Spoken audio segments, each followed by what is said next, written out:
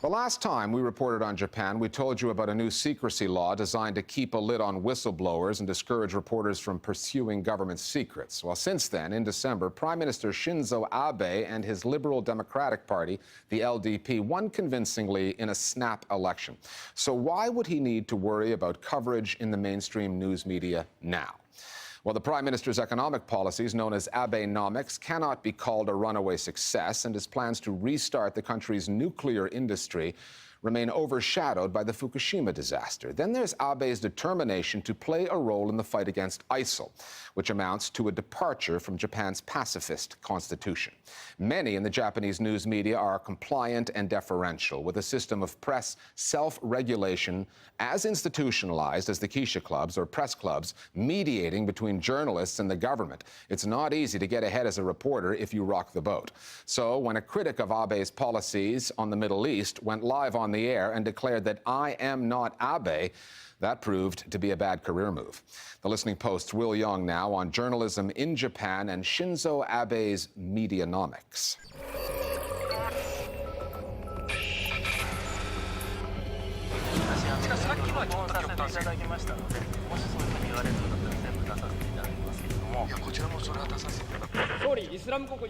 In January, Japanese Prime Minister Shinzo Abe pledged $200 million in non-military aid to the countries fighting ISIL in the Middle East.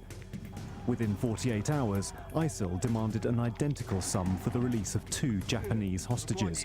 One of them, Kenji Goto, was a journalist. Ever since World War II, Japan's policy of pacifism has been constitutionally enshrined.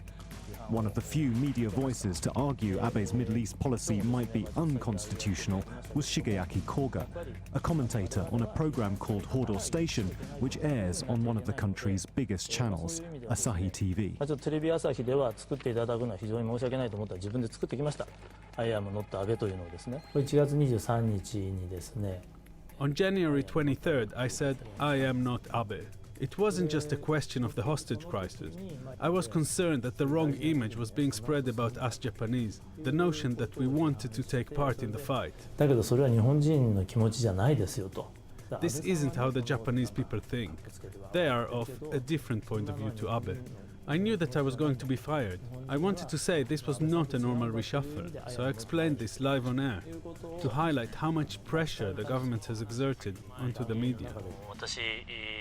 今日が最後ということでですね、菅官房長官はじめですね、官邸の皆さんにはものすごいバッシングを受けてきましたけれども、マスコミはもう The media, who have been paralyzed by Abe's administration, said that those who appeared on TV should not be provoking the situation any further. みんな言ったんですよ。 So there are reports that Chief Cabinet Secretary Suga said, if it was up to me, I would declare that Koga's comments were in violation of the broadcasting law.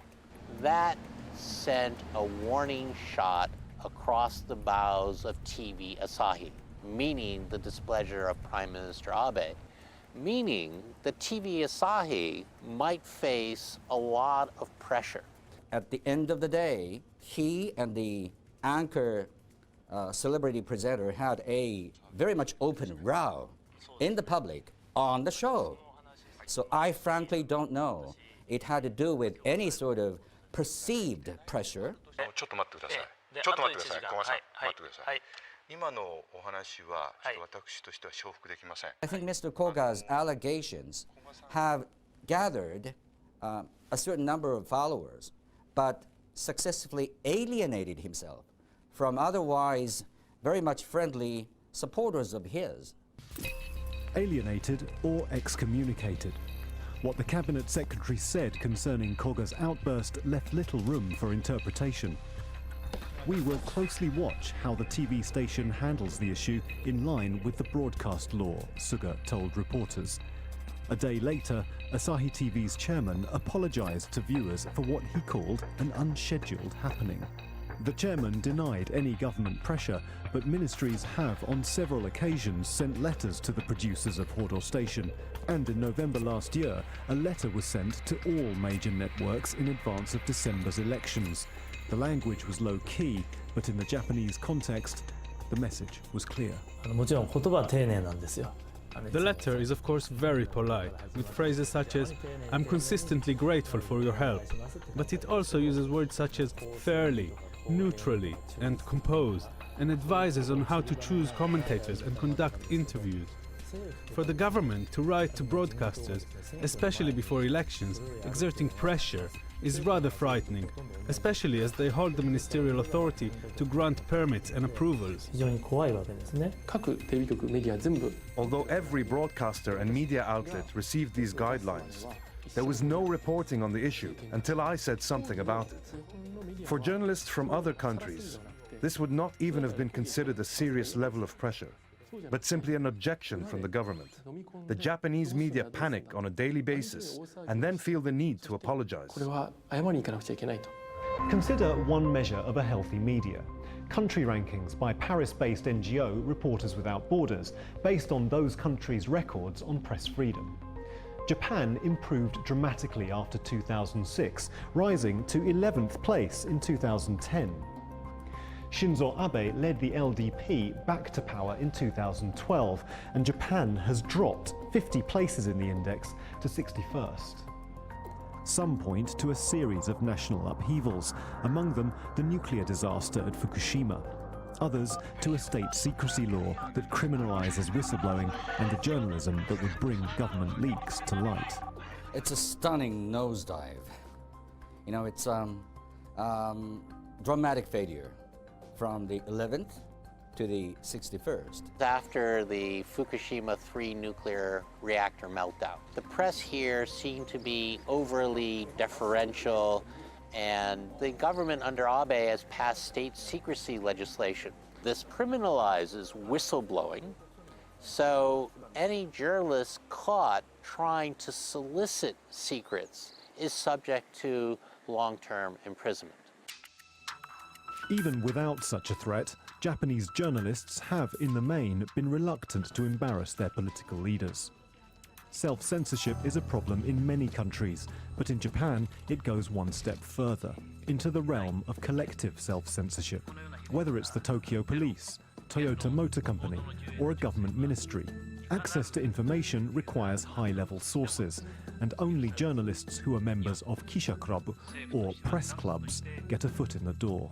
例えば財務大臣の記者会見というものには To attend press conferences at the Finance Ministry, you must be a member of the Finance Ministry's Kisha Club. It is absolutely essential that you are a member of the Kisha Club in order to gain any information. So no one dares step outside the circle. Rather, they're in consultation, and thus the articles all end up being the same. 記事が同じになっているんですけど、これが記者クラブ It's not the government that controls who's a member. The media are in control. Their target is consistency. This is the typical Japanese mentality, that it's safer to be in the same boat as others around you. The correspondents who stay quiet and go with the flow are most likely to reach the top. Those who manage good relationships. 経営の社長がトップなんですよね。 As Shinzo Abe's approval ratings hang in the balance, lingering doubts about Abenomics and Japan's international involvement, as well as unease about a nuclear restart, make the presentation of policies of critical importance. Secrecy in government, a close relationship between power and the press, and self-regulation in the media will be instrumental to Shinzo Abe's plans.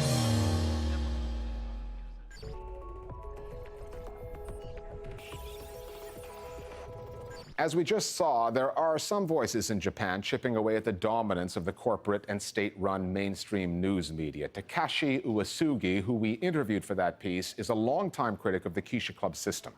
He runs the Japanese-language online magazine No Border, which broke the story about government letters to broadcasters ahead of last year's elections. One of No Border's latest investigations has been into the astronomical expenses being claimed by some members of the Japanese parliament. Corporate corruption is the focus of FACTA, which is the print and online magazine that broke the news of large-scale fraud at the Japanese technology giant Olympus. That was a story that Nikkei, Japan's leading financial and business news outlet, initially refused to touch. And it's no coincidence that FACTA's founder, Shigeo Abe, is a former Nikkei journalist who left that outfit when editors spiked another story about corporate fraud back in the 1990s. One resource in English is the Shingetsu News Agency, which is run by an American academic, Michael Penn. It carries original articles on culture, society, and politics, especially on controversial issues that the Japanese media are often unwilling to communicate to foreign audiences, such as LGBT rights, opposition to the U.S. military base in Okinawa, and self-censorship in the news media. Check out our Facebook page for more details on all these sites.